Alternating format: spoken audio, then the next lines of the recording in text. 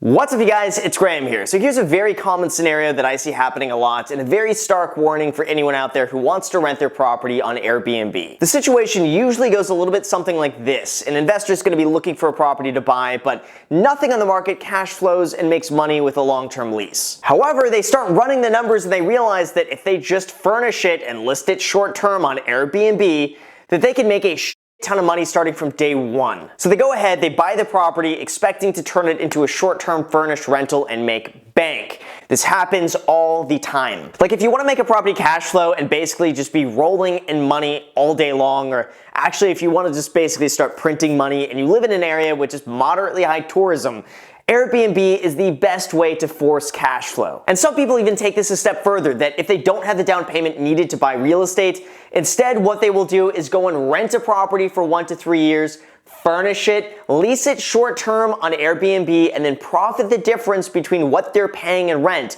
and what that property makes them short term. So this video is meant to explain how doing this can actually be a very risky and very bad idea. And for everyone else who's always wanted my thoughts and opinions on renting an investment property on Airbnb, this is that video. Now to start, there's nothing inherently bad or wrong about renting your property on Airbnb. In fact, I'm all for it, especially if you live in a tourist-dense location.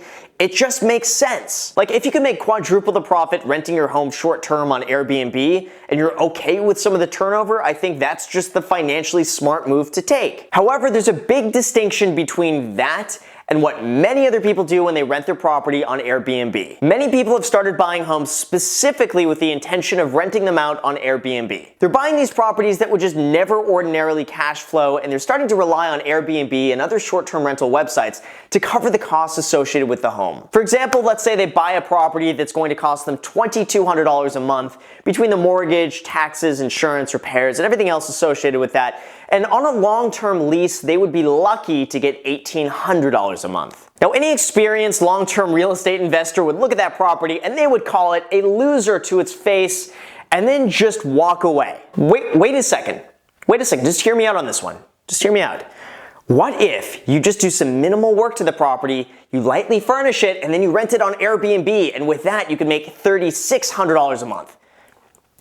Now the property makes sense to buy. And as a real estate agent, this is something I saw so many people doing. From 2013 to 2016, they were buying all of these loser properties, furnishing them, putting them up on Airbnb, and making so much money. Or they were also going and signing 1 to 3 year leases on these properties as well, doing the same thing, and scaling up incredibly quickly just because of how much money they can make from doing this. But naturally, anything that's this good and this profitable is going to be exploited and abused, and when that happens, the problems start coming up. First, we've had people start renting out illegal structures on Airbnb to make extra profit. Then we had people trying to circumvent HOA regulations to rent out their condo short term. And then you had people renting out their homes for massive parties on Airbnb.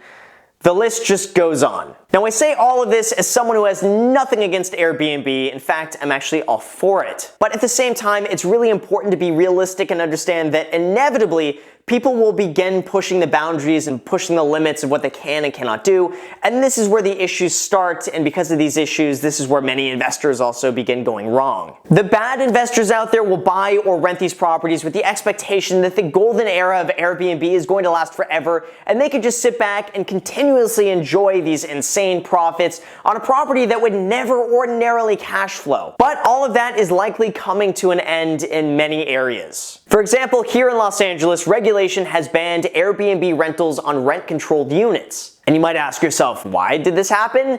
And my answer to this is because people realized they could circumvent rent control by putting their property up at Airbnb and at the same time make like 3 or 4 times the profit they would normally be able to make. And here in Los Angeles, the popular tourist destination Santa Monica has had many issues with Airbnb. Now Santa Monica has cracked down and requires homeowners to be living in the home as a primary residence if they rent out their rooms. Many other areas have also followed suit, limiting the number of days a property could be rented for, requiring permits to be issued, and issuing fines if those requirements are not met. Then guess what happens to all of those people who bought non-cash flowing properties with the expectation that they could just rent it out on Airbnb and make a profit? If your location cracks down and says, sorry, you can't rent your property on Airbnb anymore, good luck. well, guess what? I mean, you're screwed. The two options you have are either coming out of pocket on a property that never cash flowed from day one, or selling the property to try to recoup as much of your investment back as possible. Relying on Airbnb is a very risky proposition in the event your city starts regulating what you can and cannot do, which chances are, I believe, is probably going to be happening in many areas over the next 1 to 3 years. Now, part of the reason that cities are doing this is because they're just greedy and that they want their fair share of transient occupancy tax. And some cities just end up making more money from the hotel industry, so they don't want anything else competing with that. And when it comes to this, I think that's just incredibly short-sighted from the city's perspective. Now, cities shouldn't be entirely profit-driven, but there are some legitimate reasons for this as well. In areas like Los Angeles that already have an extreme shortage of housing supply, Airbnb takes listings off the market that would ordinarily be on the market for long-term residents, further driving up the prices of housing. It really incentivizes owners like me to take rent-controlled units off of the market and rent them out on Airbnb,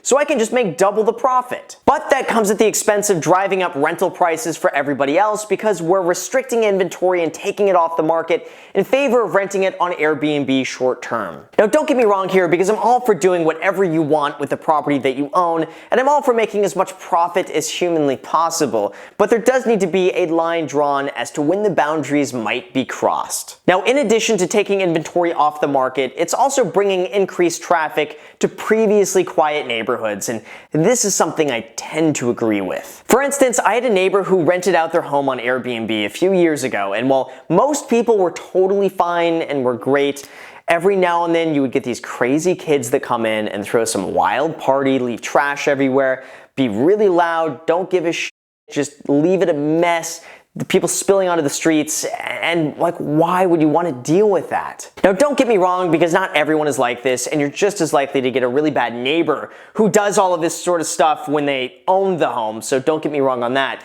But the risk of this happening is a lot greater just given the more people see and rent the home. And even though many of us are driven by profit, and I know I certainly am, I still believe that we have a moral and ethical duty to really make sure that we do the best we can for the greater good of the entire community. So with that said, and yes, I've said a lot, here's how you can rent a property on Airbnb and not get screwed over by local regulation, and also, these are just my thoughts on renting an investment property on Airbnb in general. The first thing that you gotta do above anything else, and any good investor will tell you this, is that when you're buying a property, you should make sure that it cash flows without relying on Airbnb. This is where most people begin going wrong when renting a property on Airbnb. They look at the numbers, they think, the property makes a lot of money on Airbnb, so I'm just gonna rely on this. And when doing so, you expose yourself to a lot of risk in the event that Airbnb eventually regulates that, and you're left with a property that doesn't make any money, and therefore you lose money. And I would say the chance of this happening over the next few years is pretty high. Instead, you should really view Airbnb as just a way to supplement your income. If you have a cash flowing property, but you decide you can make way more money renting it on Airbnb,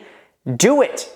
By all means, put it up on Airbnb and ride that gravy train as long as you possibly can while still complying with local regulation. Then, in the event that something happens and you can no longer rent that property on Airbnb, like in many places now in Los Angeles, you know what?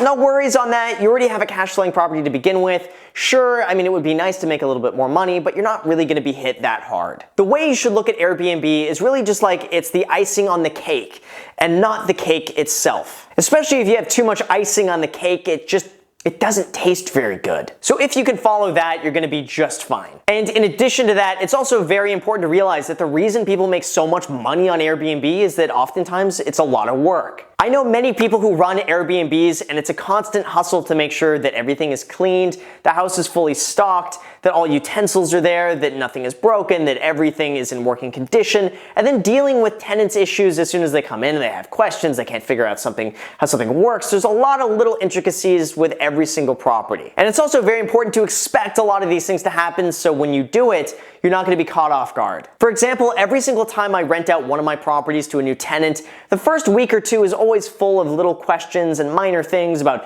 where something is located or how something works or this won't turn on or little minor things. Now imagine having that every 2 to 5 days as a new guest comes in and stays at your house, so it's a constant hustle. But But with that said, if you're okay with a lot of that work, if you're okay with the turnover, if you comply with regulation, you already own a cash flowing property, but you can make more money on Airbnb, I say I'm all for it. Go ahead and do it and make those profits. And again, anything that comes to making more money, I always encourage it as long as it's legal.